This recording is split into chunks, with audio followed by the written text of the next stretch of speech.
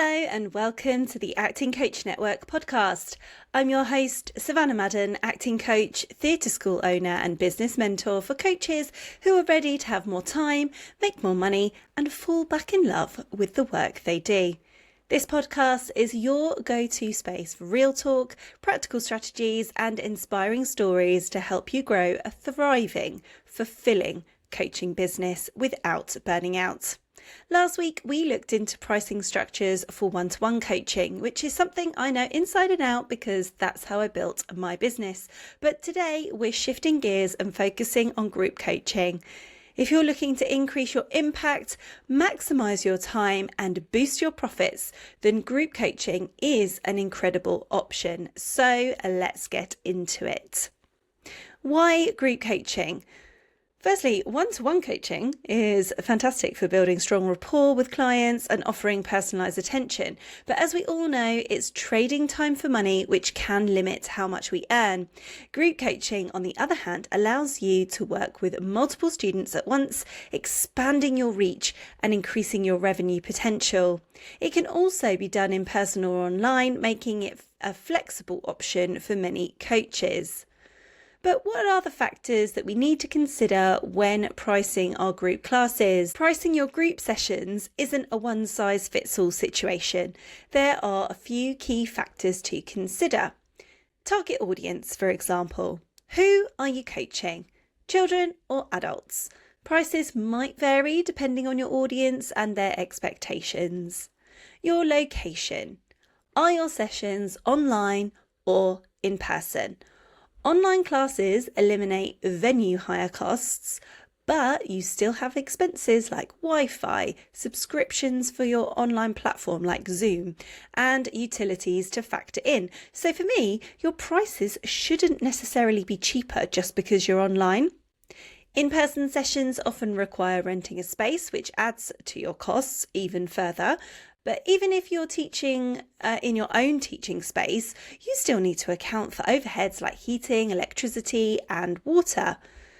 And class size and staffing. So how many students will you be coaching at once? If you're running a larger group, you may need an assistant, which means additional wages, insurance and safeguarding considerations.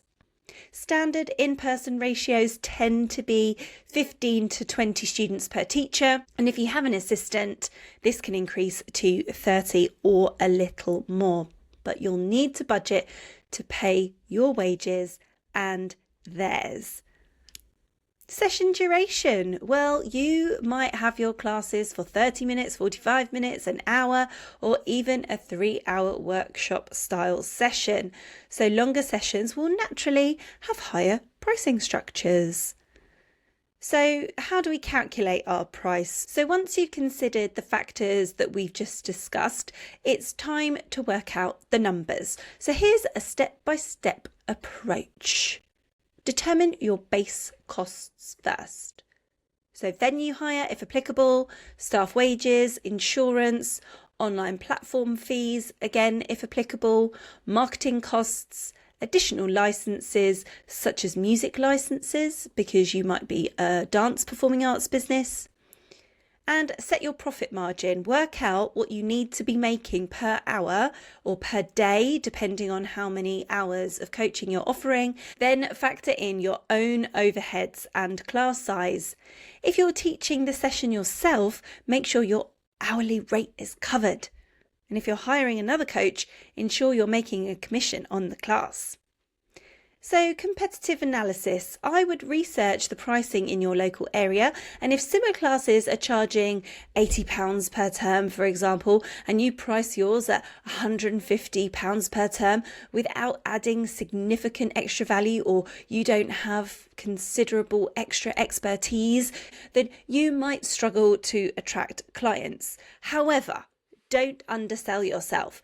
People are willing to pay for quality coaching, so price according to your expertise and value. Billing structure. Here we go. This is going to be a bit more of a long one. For most types of group classes, I recommend a monthly subscription style payment system, so you have a constant stream of income to help with your cash flow. This may vary, however, if you're just starting one very small class, for example. However, if you've been in the game a long time and you are going to make the switch from termly or half-termly invoices to a subscription model, I would do it across the board for all classes. It might work out better for those sort of smaller classes to just invoice termly for these to get started. But as I said, it depends on your offering. This may also work better for classes where you have to re-enroll each term, but I don't really recommend that. I would really try to avoid it because it's just more work for you. Students should enroll into your class and they should stay with you until they give you notice to leave. A monthly subscription model also helps families to budget over the year. Please just make sure you have solid terms and conditions for when students do want to stop your classes. I would ensure this clause is also in the initial email where they sign up and is written on their yearly invoice, which shows their monthly payments broken down. This model also helps with avoiding late payments and not having to constantly chase people. In my experience, even adding a 10% admin fee for late payments doesn't really deter people, and it doesn't ensure they pay on time, even if you have an automated invoicing service. Everyone pays for other things on the subscription, think Netflix, Amazon Prime, etc. So it really is the norm these days. My main tip for using monthly subscription is just to be really clear on your communication with your clients so they fully understand how the price is broken down. If you spread it over 12 months and don't have classes over the summer, some customers might ask why. And if you spread it over 11 months instead of 12, I'm sure people will still ask why. So to recap, make your terms and conditions clear, communicate the model often and clearly, explain how it works in your emails, on socials, and when you enroll new customers. Have a confident response when questions are asked. And finally, just expect to repeat the message often. And now let's think about compliance and administration. So if you're hiring assistants or other coaches, ensure you're compliant with employment laws. You need to ensure that all wages are paid to people working for you and that they are in line with minimum and living wage laws. You also will most likely be paying your staff on a freelance self-employed basis. So you need to make sure that everyone is aware that they are responsible for their own tax. And then if you're going down the other route of paying your staff on a PAYE system, you also need to make sure you have everything in place to ensure you're following all the correct laws. However, we also need to think of this.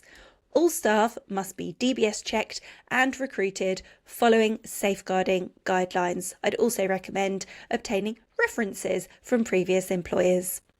Public liability insurance is a must. I highly recommend Morton Michelle as a provider. Finally, let's have our final thoughts and next steps. So let's have a recap. Identify your audience, children or adults. Consider your location and overheads. Determine class size and staffing requirements and set your pricing based on costs and profit margins. Ensure you're meeting all legal and insurance obligations. Once you've calculated your pricing, test it out. If you're unsure about your rates, do a soft launch or trial run to gauge interest. This doesn't just apply if you are starting out a brand new class. This could be something that you're adding to your current offerings. So all of these tips in this episode apply if you're starting out new classes or, as I said earlier, if you've been in the game a long time and you're looking to change your pricing structure from half-termly or termly invoices to a subscription model, which is monthly payments. And likewise, if you're looking to increase your prices to make sure that you are getting the most possible revenue for your classes. If you have any specific pricing questions, feel free to reach out. You can drop me an email at savannah@savannahmadden.com, send me a DM on Instagram or comment on this episode. Thanks so much for listening to the Acting Coach Network podcast. If you loved this episode, be sure to hit subscribe and leave a review. It really helps get the word out to more amazing performing arts business owners like you. Come and follow me on Instagram at the Acting Coach Network. And if you'd like to watch the video of this episode, then head over to our YouTube channel. Just search the Acting Coach Network. Next week, we're talking about taking time off over the summer, a crucial topic for theatre school owners. Until next time, keep showing up, keep growing, and keep doing the work that lights you up.